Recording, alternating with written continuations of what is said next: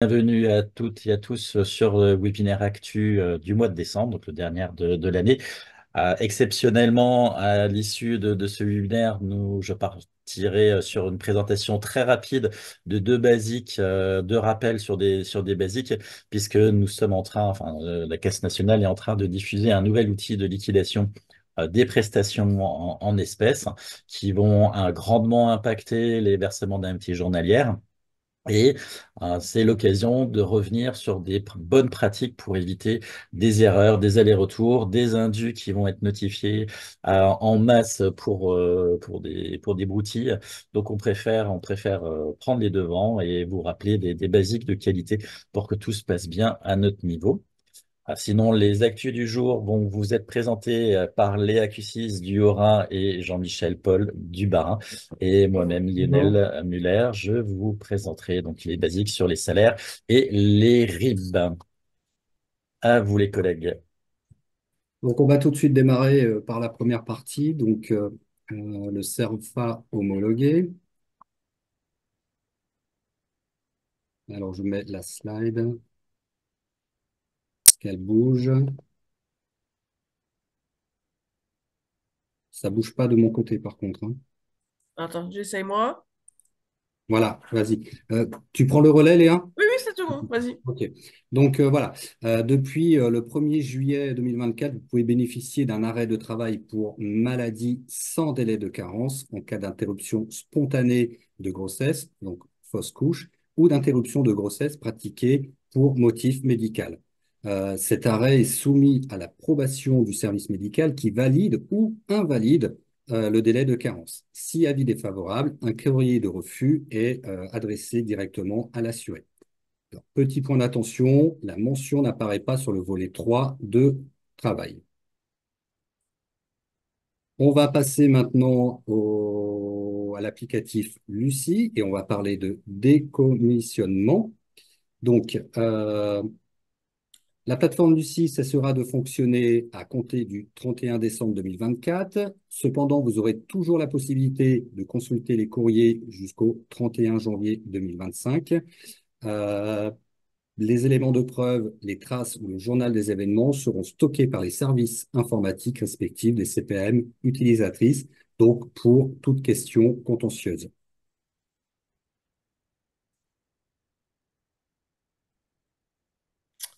Ça Tu vient, peux ça vient. passer.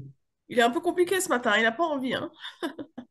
Donc, à contrario, puisque Lucie cessera à la fin du mois, à partir du 1er janvier 2025, l'assurance maladie vous propose de passer à la version électronique. Quelques avantages, c'est que ça a la même valeur juridique qu'un imprimé papier. Il n'y a aucune contrainte horaire, donc par rapport à la poste. C'est un gain de temps en réceptionnant votre lettre recommandée électronique immédiatement. Et petit point, conseil, adhésion pour une facilité d'ouverture de chaque LRE. Bien évidemment, la version papier reste d'actualité. Et on peut passer Oui, à la troisième partie. Je te laisse la parole, Léa. oui, oui, oui. Mais ça ne veut pas avancer.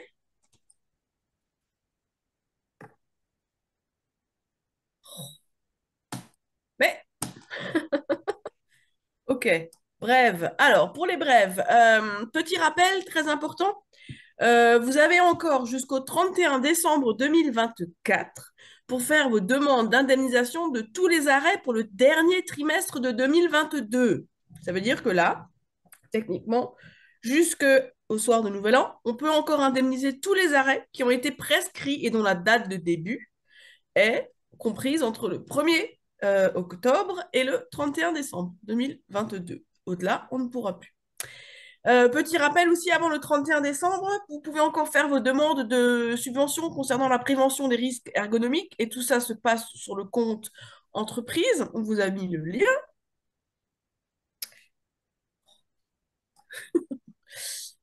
Sur notre entreprise, vous avez peut-être pas vu parce qu'il est un petit peu caché, mais il y a l'indicateur entreprise que vous pouvez clairement utiliser sans modération. Ce sont des indicateurs qui sont construits à partir des DSN et pour que vous puissiez vous situer par rapport aux politiques RH des autres entreprises de secteurs comparables. Et voilà, on s'est trompé par contre sur le lien. Ah, on a échangé les liens. Zut. On mettra à jour sur le diapo qu'on vous enverra, on mettra les bons liens sous les bons articles. Et enfin, petite nouveauté du compte entreprise sur la déclaration d'accident de travail en ligne que vous faites. Vous pouvez désormais l'enregistrer pardon, en cours de saisie et la reprendre dans les 2 jours maximum suivants en sachant que les personnes qui peuvent reprendre la saisie et terminer du coup l'envoi de la déclaration de travail sont toutes les personnes qui ont pardon, les mêmes habilitations que vous sur Net Entreprise. Il faut que ce soit quelqu'un qui a exactement le même niveau de déclaration que vous pour pouvoir ensuite reprendre la saisie, terminer et nous l'envoyer. Et donc, c'est maximum 2 jours. On va passer, on va vous Oui. parler du compte ATMP. Donc, vous le savez, il est obligatoire pour toutes les structures, donc quelles que soient les structures, que ce soit une entreprise, une association ou une administration, et quel que soit leur effectif, de recevoir la notification de leur taux ATMP par voie dématérialisée. Dans le cas contraire, vous vous exposez à des pénalités. Pour remplir ces obligations légales, chaque structure doit être inscrite au service, consulter les taux ATMP et prévenir les risques professionnels. Si toutefois vous n'êtes pas encore inscrit au compte ATMP, à partir de votre menu Net Entreprise, vous cliquez sur Gestion, puis Gérer les déclarations. Sélectionnez ensuite le service en question qui est consulter ses taux ATMP et prévenir ses risques professionnels et vous validez. L'accès au compte entreprise se fera sous 48 heures.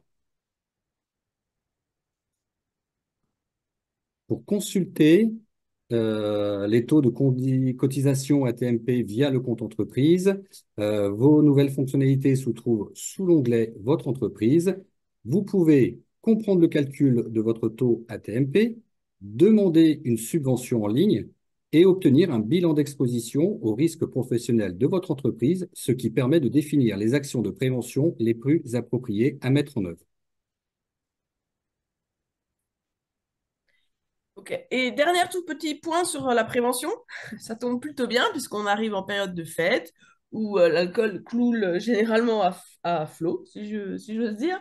Et c'était juste pour vous prévenir que le site Alcool Info Service a une interface entièrement révisée. Sur ce site, vous pouvez, vous, en tant qu'employeur, assurer ou transmettre l'info à vos salariés, hein, comme toujours. Le site vous permet de vous informer sur l'alcool, sur les actions sur sa consommation d'alcool possible et évidemment accompagner un proche dans sa réduction de consommation d'alcool. On le rappelle, il y a une ligne téléphonique anonyme qui offre un espace d'information, de conseils et d'écoute bienveillante qui est ouvert de 7 jours sur 7 de 8h à 2h du matin au 0980 980 930, voilà. Et comme dit, le site est vraiment bien fichu. Il y a plein de choses, des vidéos, des facs, et il y a cette fameuse ligne d'écoute que vos salariés éventuellement concernés peuvent contacter pour se faire aider.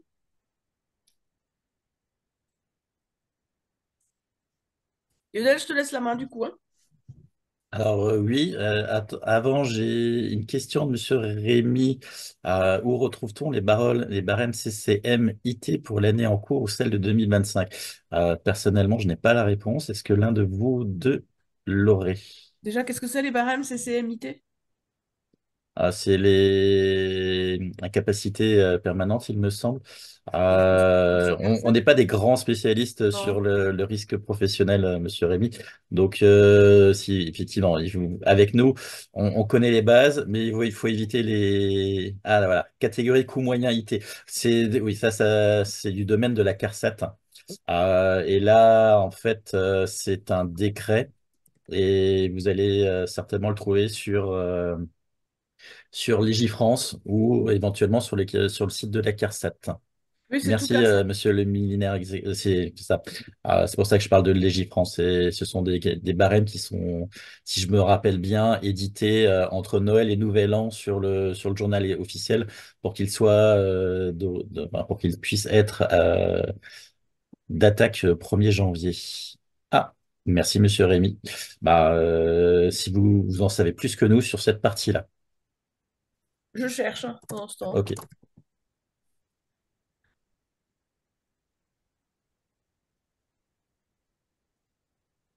Donc, pendant que Léa cherche, je vais prendre ma partie sur les salaires de référence.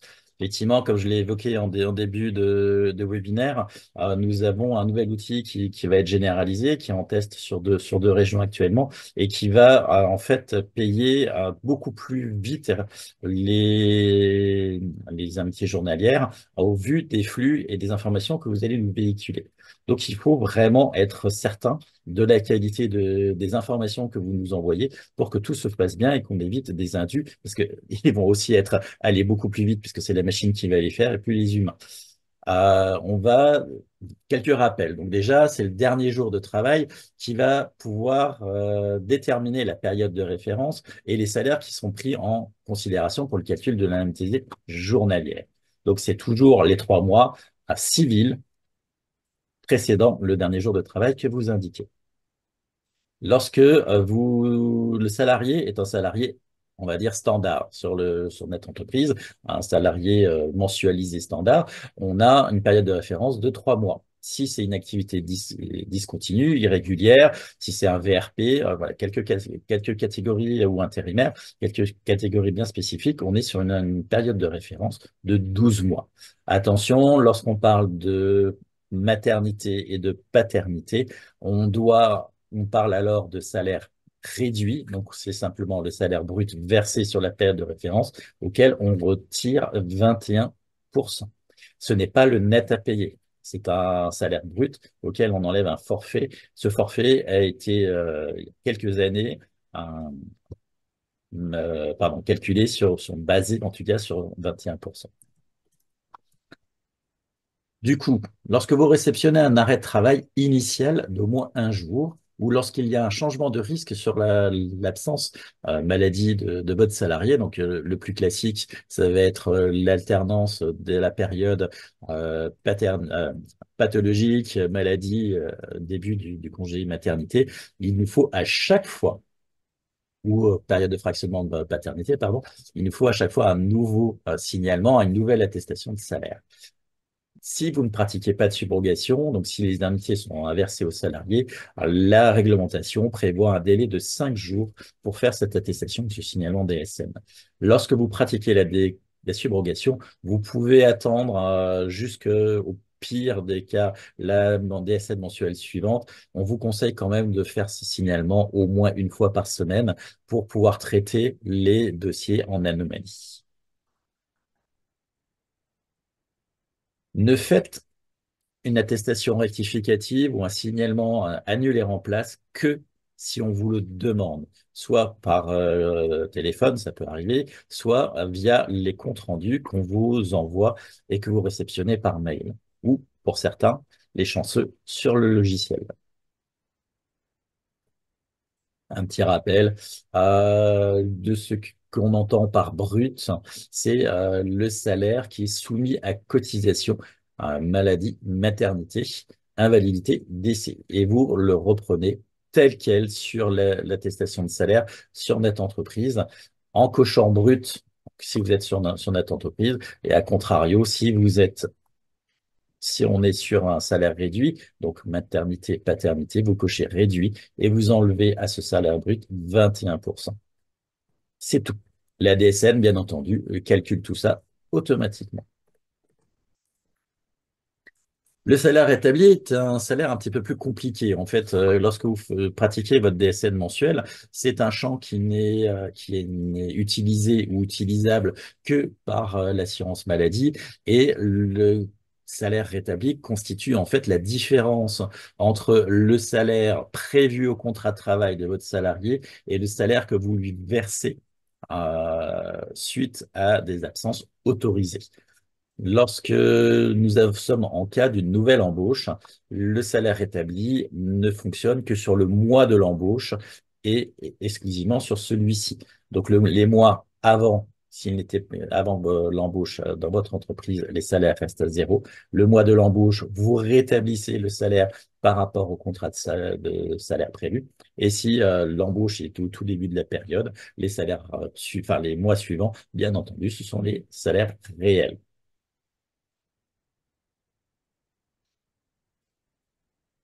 Alors, le temps partiel thérapeutique, là aussi, c'est parfois un petit peu complexe, mais en fait, la théorie est relativement facile puisque vous calculez, enfin, vous enlevez, enfin, la perte de salaire, excusez-moi, j'en bafouille, la perte de salaire correspond à la différence entre le salaire prévu au contrat de travail, le salaire habituel, et auquel vous retranchez le salaire que vous lui avez versé par rapport à sa présence dans l'entreprise.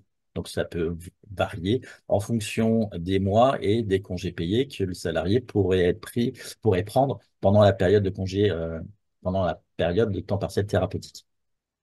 Vous avez à l'écran un exemple de fractionnement qui concerne justement les congés payés. On est sur le mois de mars. Le salarié a pris une semaine de congé. Donc, avant les congés, vous indiquez du 1 au 9 la perte de salaire, donc la différence entre le salaire prévu et le salaire travaillé. La période de congé, il n'y a jamais de perte de salaire parce que ce sont des congés payés, donc intégralement payés par vous. Et après les congés payés, on reprend le calcul entre le salaire habituel et le salaire travaillé pour indiquer la perte de salaire. Bien entendu, ça peut être parfois un petit peu complexe lorsque vous devez être amené à calculer cette perte de salaire. Rappelez-vous que l'essentiel, c'est que sur le mois, la perte de salaire que vous déclarez doit être totalement juste. Si vous avez des petites différences de quelques centimes, l'important, c'est que la somme sur le mois complet soit correcte. N'hésitez pas à intervenir, hein, les collègues, si jamais je dis des bêtises. Pour l'instant, ça va. Donc, je l'ai déjà dit avant, s'il y a un changement dans les prises en risque, on refait systématiquement une attestation de salaire ou un signalement DSM sous le nouveau risque, même si le dernier jour de travail ne change pas. Vous avez vu, les calculs des indemnités vont changer en fonction du risque de prise en charge.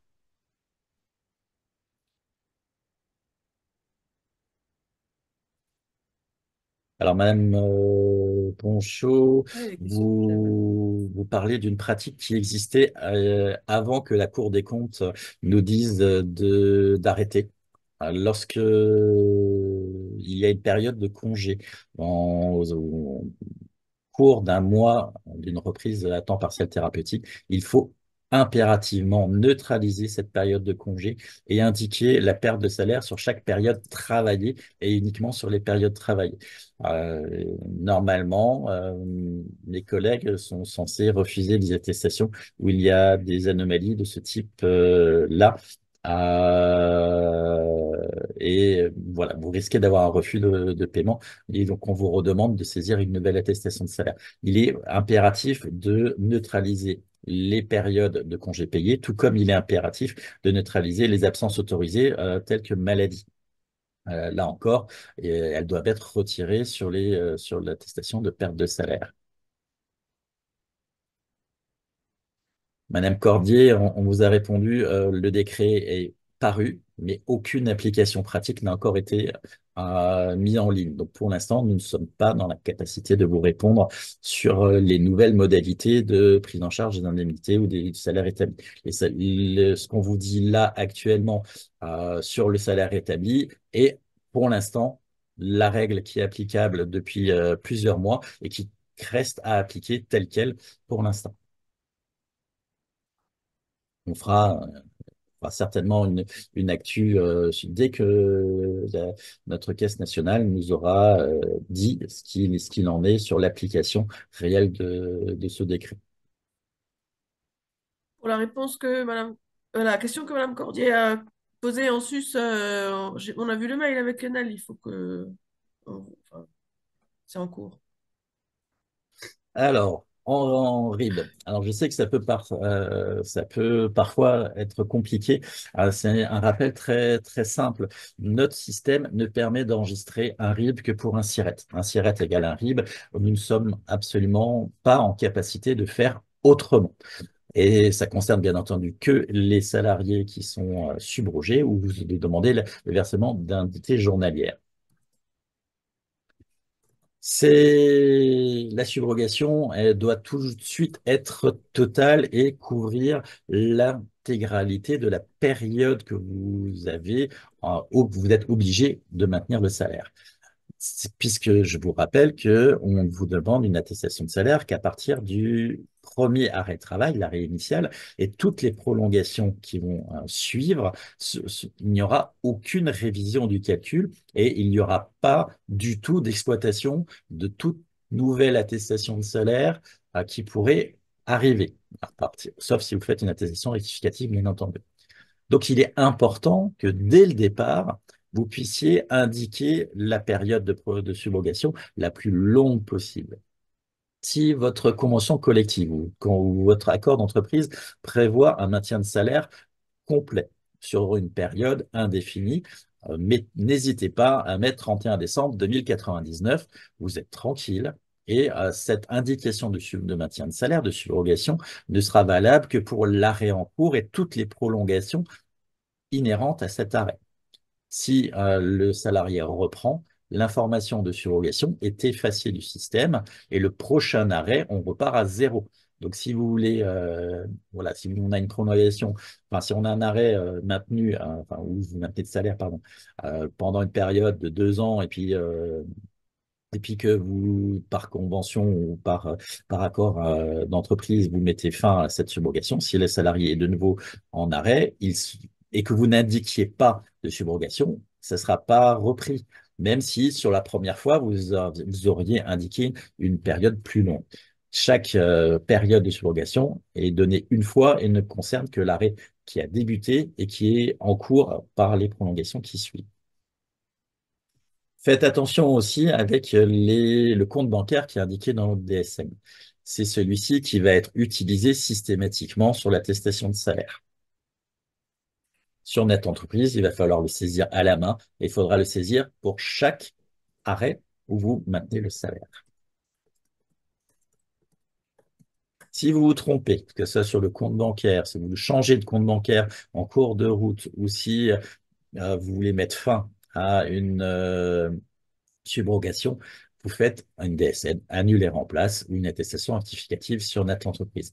Attention, avec le nouvel outil, il est impératif de reprendre la même date de début de subrogation que vous avez utilisée la première fois. Tout comme il est absolument nécessaire d'utiliser le même SIRET. Là, je fais en fait mention à celles et ceux d'entre vous qui utilisez un SIRET centralisateur.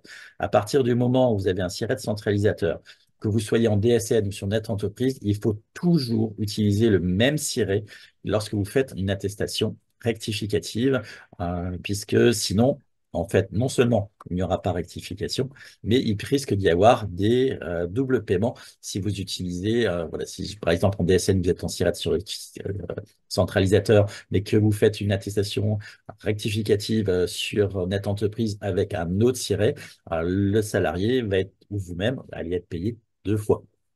Et avec le nouvel outil, il y aura peut-être même notification d'indu s'il ne comprend pas ce qui se passe.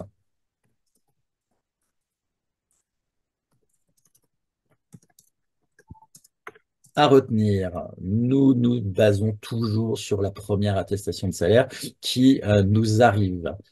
Et les paiements qui suivent sont gérés par la machine sans aucune intervention manuelle. Donc, la première attestation, pour nous, elle est conforme. Donc, on paye. Du coup, faites bien attention au RIB aux coordonnées bancaires que vous avez paramétrées ou que vous indiquez et aux dates de subrogation que vous avez mis à cette première attestation. Si vous changez de RIB ou si vous avez le choix, lorsque vous, dans votre DSN, d'indiquer plusieurs RIB, enfin, vous avez paramétré plusieurs RIB, par exemple, pour l'URSSAF, pour les impôts, etc. Faites attention, chaque fois que vous indiquez un nouveau RIB, que votre système indique un nouveau RIB, chez nous, nous allons changer le compte bancaire à notre niveau au niveau de grand compte. Et, donc, ça concernera à chaque fois plusieurs CPAM. pas toutes malheureusement, mais au moins plusieurs CPAM. Et à chaque fois, c'est une procédure qui met entre 5 à 10 jours pour être activée.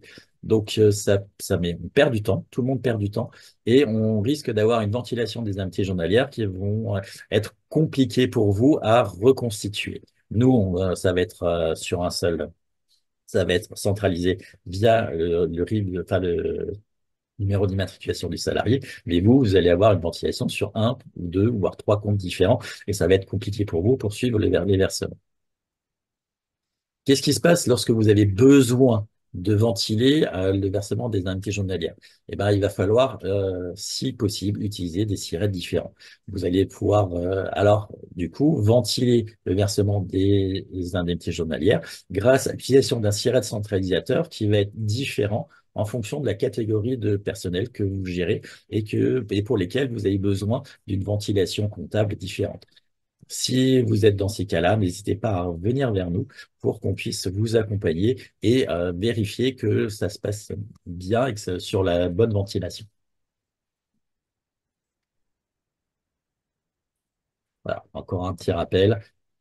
Un SIRET, un RIB, toujours mettre les dates de subrogation les plus larges possibles. On a un petit rappel pour toutes les conséquences induites pour une bonne gestion des RIB. Voilà, j'ai fait très vite parce que je pense que pour la plupart d'entre vous, ces notions de RIB et de période de référence sont bien connues. Mais comme dit, comme nous allons bientôt changer de logiciel de gestion et que les optimisations vont être très très poussées, il est bien important que tout le monde soit raccord sur les bonnes pratiques et les principes de base.